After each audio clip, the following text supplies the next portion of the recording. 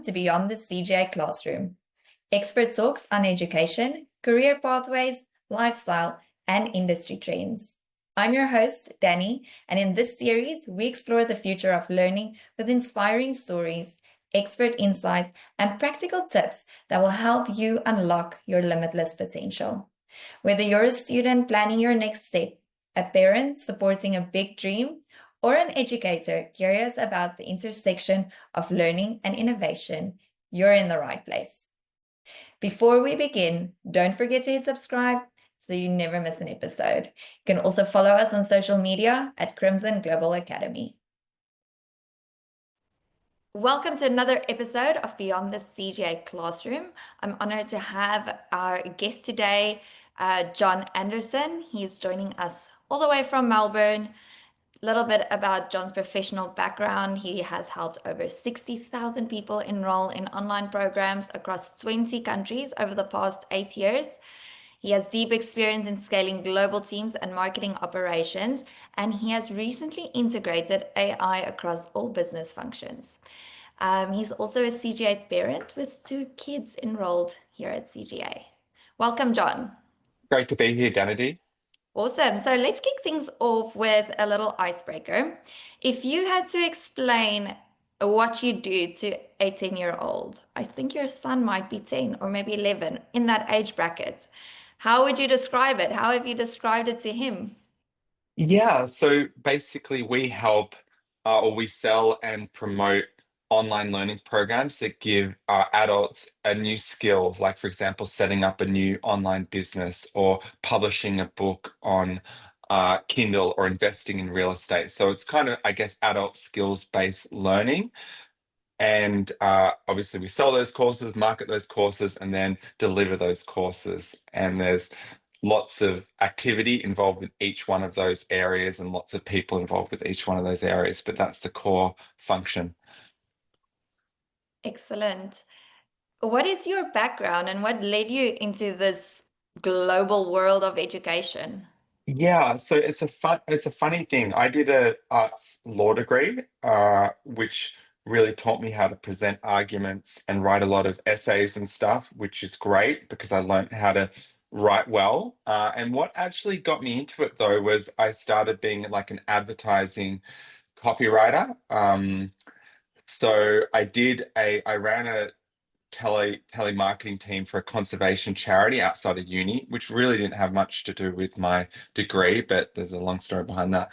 And I thought there must be an easier way to sell. And I learned how to sell by using words. And, you know, you start with these things, which is little clients, and then you build up and you get some big successes. And that leads on to kind of getting a reputation for being able to produce good sales results for companies. And there was a real estate education company, and that was my first sort of breakthrough result. We made a few $100,000 in sales of getting new students into that particular program. And that sort of led to later on where I am today, just one thing leading to another. But yeah, it really came out of there must be an easier way than just pure telemarketing sales. So that's how it all came about. So, what is your feeling around online education for your kids? Yeah, I mean, it's amazing because what it allows them to do is for my son, so he goes to a really great grammar school, but it allows him to really accelerate because in his afternoons after school, he can do Da Vinci coaching and get access to these amazing teachers from all around the world and get the power of one-on-one tuition. And you can just move so quickly with one-on-one tuition. You know, that's kind of been the success formula for thousands of years. You know, Alexander the Great was taught, I think, by I'm gonna get it wrong, but maybe Aristotle. I think Aristotle, and Take your word for it. yeah, across many areas, and to be able to get that one-on-one guidance from a teacher that really knows you, knows how you work, knows the pace you can go at, and give you that information, you can maybe move like 3 or 4 times faster than the equivalent time in a big classroom with lots of people. So that's what online learning makes available. And he's doing really well in school because of that. And, you know, my our daughter, she is very academic, and when she went to a traditional school. It was a very good school and she did well academically, but she found there was a lot of stuff that wasn't her thing. Like there was band and there was, house sports, and a lot of it just wasn't her thing.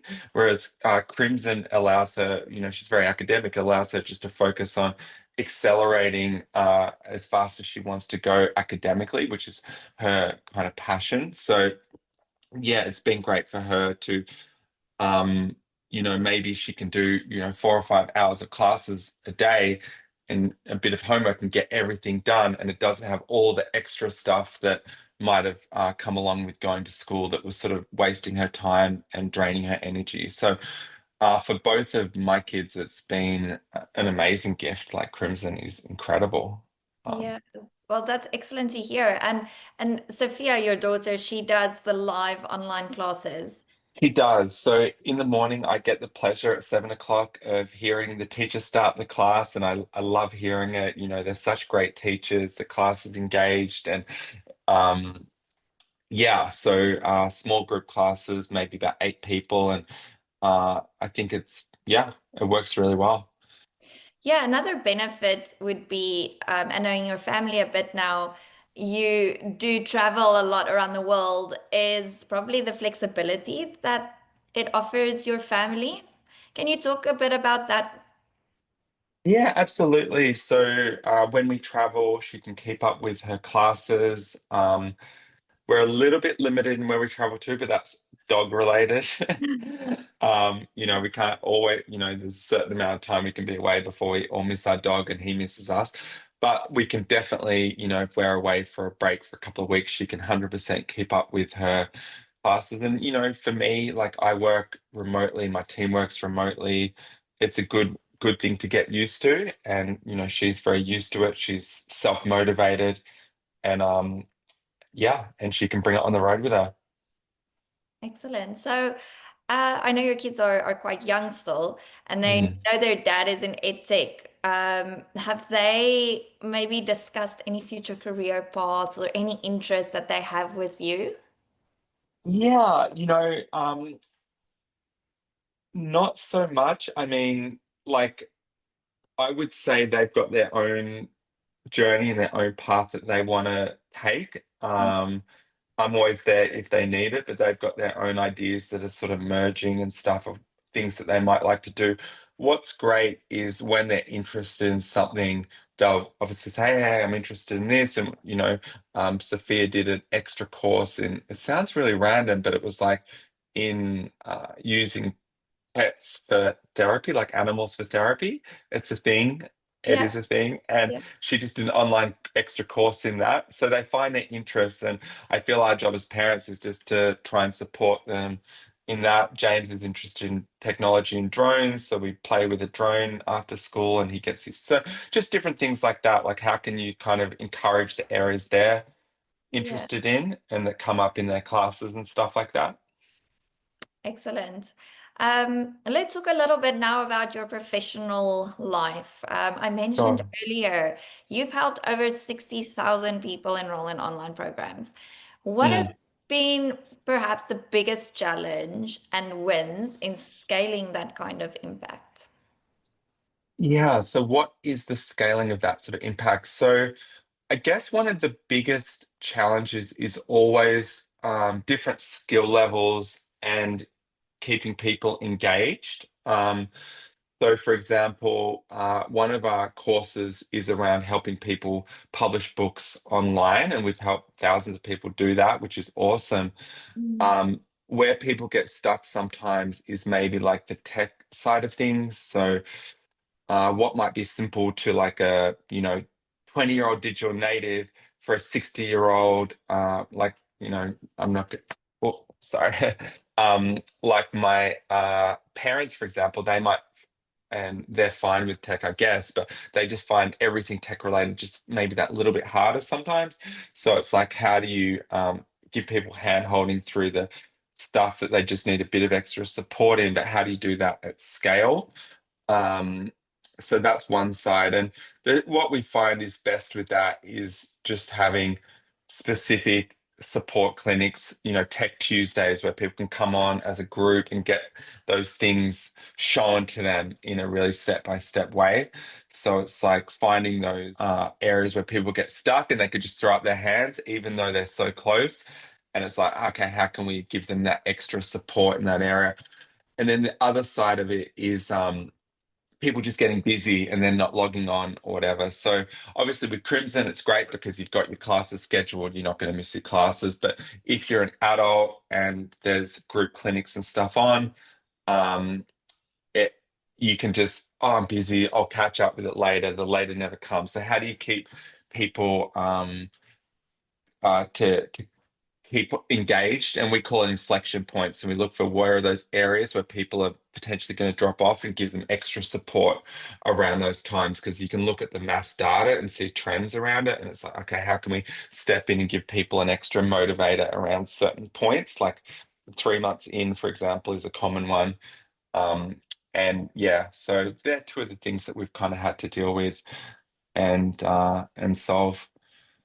So are these programs presented live when someone enrolls, or how do they work? Yeah, so it's we've got pre-recorded modules along with workbooks and transcripts. And then there's also personal coaching available and also group clinics available several times a week. So you've got that mixture of regular online events on certain Mm. topics, and then you've got the core learning materials, and then you've got the outreach to program support and call someone on the phone if you get stuck somewhere. So it's kind of a blend.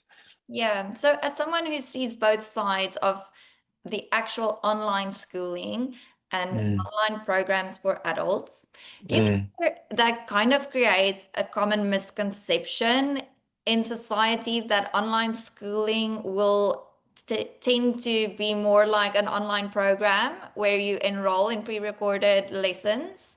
Do you think that exists? Yeah, it's possible. I think that also people might know that the teaching is done via Zoom. I think they might know that because of the pandemic. The problem is the pandemic taught a lot of parents the wrong lessons about what it is, because obviously a lot of teachers, through no fault of their own, were sort of, oh, we've got to completely adapt. And some schools and institutions did it many, many times better than others. Mm. So, for example, my son's school, it was a train wreck. I mean, he was in grade one and he'd just be wandering around the house in his pajamas, and half the lesson was just trying to get their attention, and no real learning seemed to be getting done that we could Mm. see. So in the end, my wife just took it over and took over the education process. Whereas my daughter was at a much better school and they had they somehow adapted to a really good learning structure. And they're older, as she's older Mm. as well. So the kids are going to be a bit better concentration. But, they had shared Google Docs and they're actually learning.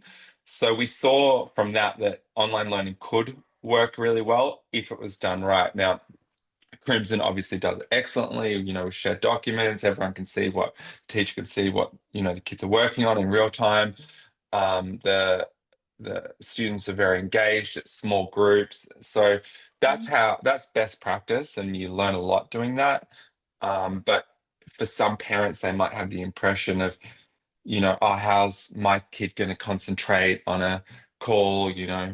Um, because Yeah, of I the think pandemic. Uh, absolutely. I think it's important to note that schools were pressured to go online, yeah. and CGA was built to be online. Exactly. So I Exactly. think that's an important note to make of the difference between them. Yeah, they're completely different in that respect. Yeah. So we also spoke about AI about your Mm. introduction. How have you integrated AI? I mean, AI is the new buzz all around. There's no way you can avoid it. How did you integrate it in your organization, using it successfully? Yeah, so the first thing we did was we got a tool where we trained a our own LLM system in all our course material and all our customer service messages. And it meant that it could generate answers to every single email we got 90% of the time ready to send. So let's say we get 2,000 emails a month. When the customer service team get online in the morning, they can see that there's already answers to those and they just do a quick review to make sure it's good. And 90% of the time it was fine with no adjustments, and then they could just send it out. So that was early on, like, within months, and that has been obviously very good. Um, and then from just marketing side, obviously, when you're creating ads and PowerPoints and different marketing materials, it's incredibly useful to refine and get drafts and stuff. One very interesting project we've done is we run a business that teaches people how to publish their own book on Amazon Kindle. And in the past, a lot of students would use ghostwriters, and ghostwriters might cost, $1,500 to $2,000. And we've created a software that can do around the same quality as a ghostwriter, in some cases, actually better than a ghostwriter, a fully referenced book with a bibliography on a nonfiction topic of their choosing, for maybe like 1/10 of the price, using a really cleverly designed AI software tool. And we spent, a lot of money on that, a couple $100,000. But it's been amazing for the students because they can publish multiple books on multiple topics without that extra expense of a ghostwriter. So that's been incredible for them. So that's been a project that we put a lot of work into. And one other thing we can do as well is when we need to make a change to a particular module, we can do AI voice of all our different presenters. So if we need to make a 1-minute change, we don't need to bother the presenter. Of course, we let them know exactly what we're doing, but we can just make that slight alteration using an AI voice of the presenter as well. So that just saves time in recording and stuff like that. So many, many things, but there are some examples. Makes sense, yeah. Yeah. Any specific AI tools that are your favorites?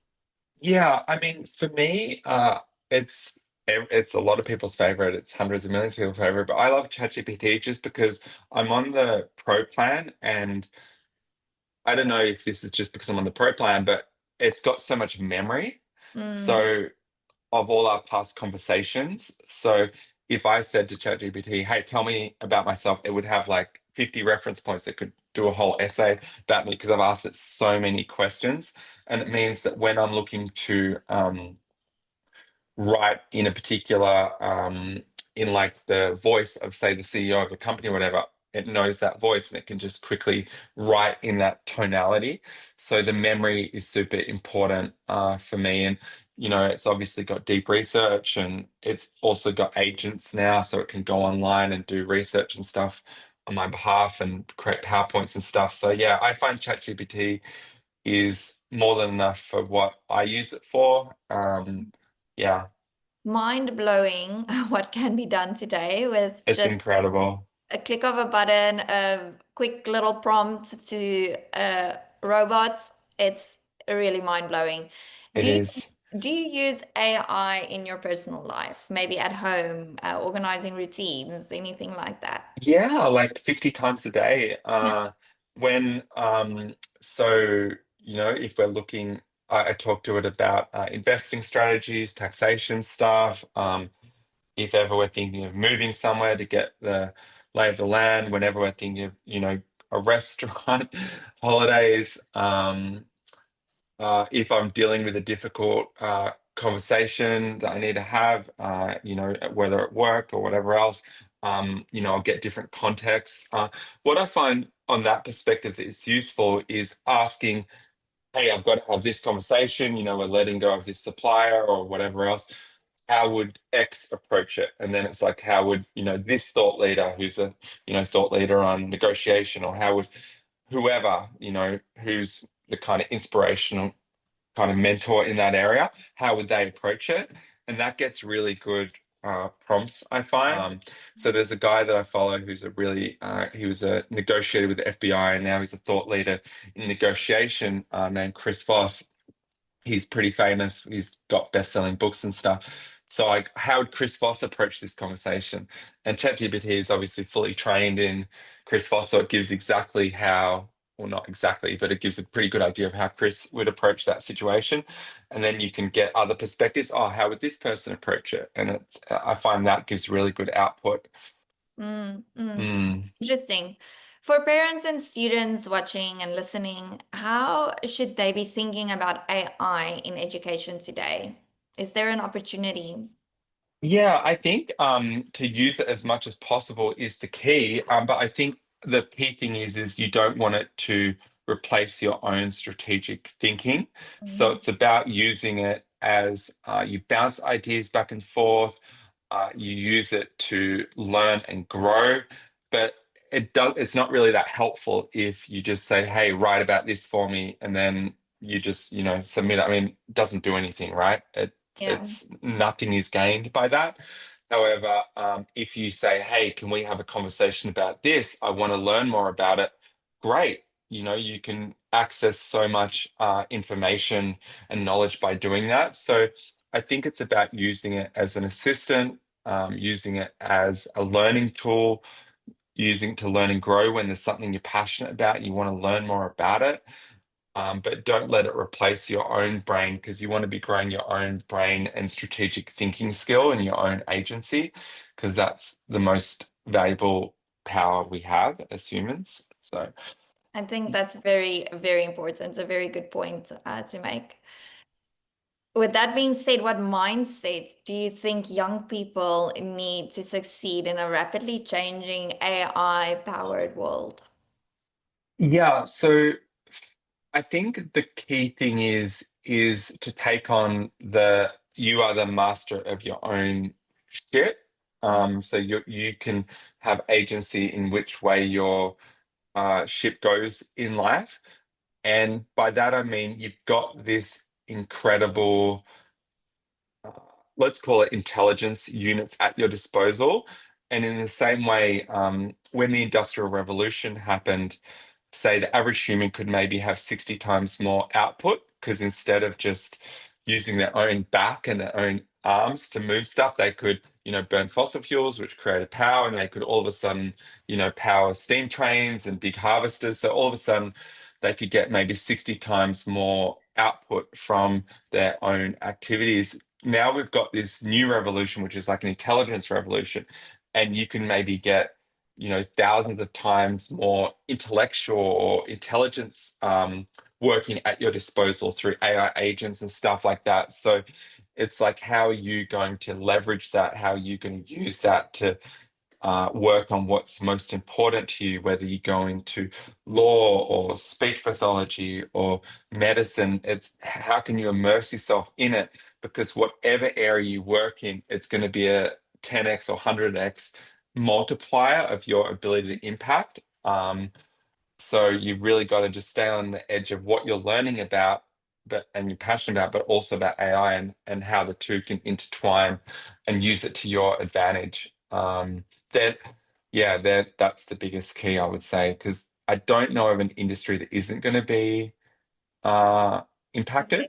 So it's Yeah, like the more you can be across it and use it to be the wind beneath your wings, the better you will be. absolutely. What excites you the most about AI in the future? Yeah, well, this is going to sound like a little bit of a selfish one, but I've heard that, like, in about 10 years or 5 years, because of different advancements in AI and stuff like that, we can start de-aging. So if I can Oh, have wow. I'm at an age, I'm 43, so I get the aches and the pains when you get up and all that sort of stuff. So if we can actually de-age ourselves to feel younger and fresher, I feel that would be a great thing, to have brain the same or better, but feel like a 20-year-old again would be Mm. amazing. And there is stuff going through the FDA at the moment that's been like proven on proven to work on mice and stuff to de-age their cells and stuff, and it's just going through the FDA for humans, which obviously takes the time, but they do talk about there being a sort of singularity event where our ability to de-age will match our ability to age, so we'll actually be able to kind of stop aging, which just sounds incredible, but I don't know, this is what the some of the best scientists in the world are saying. So It's yeah. intense. So if there was a potion available, John, that Mm. could offer immortality, would you take it? Uh, I don't know about immortality because that's like, unless your family and your friends can take it, you could be lonely for a long time. But I would definitely take, another 40 years of great health, above a normal age range. Yeah, I hear you. I hear you. Who doesn't want to get out of bed without any aches and pains? Exactly right. Exactly. Yeah. Awesome. Do you want to tell us a little bit just about your organization? Like, what is your organization's name and where can people find you? Or yeah. Yeah, so the sort of parent company is called Knowledge Source, but the best spot to find out more is at kindlepublishingincome.com, and you can find out more about, publishing ebooks and stuff like that. But really what I would just say to everyone listening is just the more you can play with different generative AI tools, and tinker with them and have fun with them, the better your life will be. I think, just to stay in front of the what's coming, and it's enjoyable. It's fun.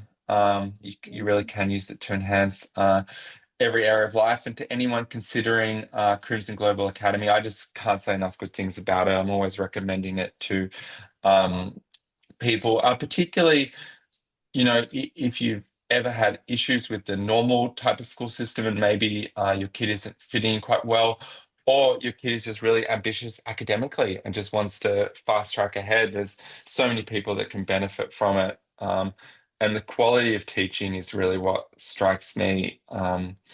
It's incredible how engaged the kids are and how much the teachers care. And I think that's one of the advantages of having a remote-based school is you can literally find the very best teachers from all around the world and offer them such an amazing opportunity.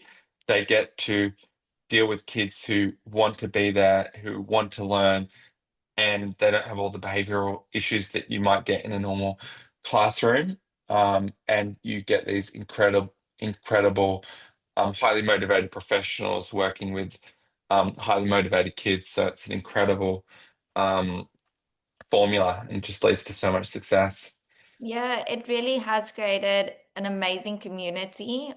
Students, teachers, parents, our Yeah, families, everyone's just really on board and the community is thriving. And there's so many opportunities for students to get involved and teachers, and we've got international camps and in-person meetups, and it's just amazing to see that yes, it's remote and online and this international community is really just rallying together. I think that is something that has grown and it's just continuing to become more immersive as well. it's just incredible. It's such a great community. Yeah. Well, on that note, thank you so much for being part of our wonderful community. It's awesome parents like you that make that up. And thank you for sharing your insights and knowledge on AI with our viewers today. It was really insightful chatting with you today, John. Thanks so much, Danity. So if you enjoyed this episode, don't forget to like, subscribe, and share this video with someone who needs a little inspiration today. You can also follow Crimson Global Academy on YouTube, Instagram, LinkedIn, TikTok, and Facebook to stay updated on our latest content, events, and thought leadership in global education. Well, thanks again for tuning in, and we'll see you in the next one.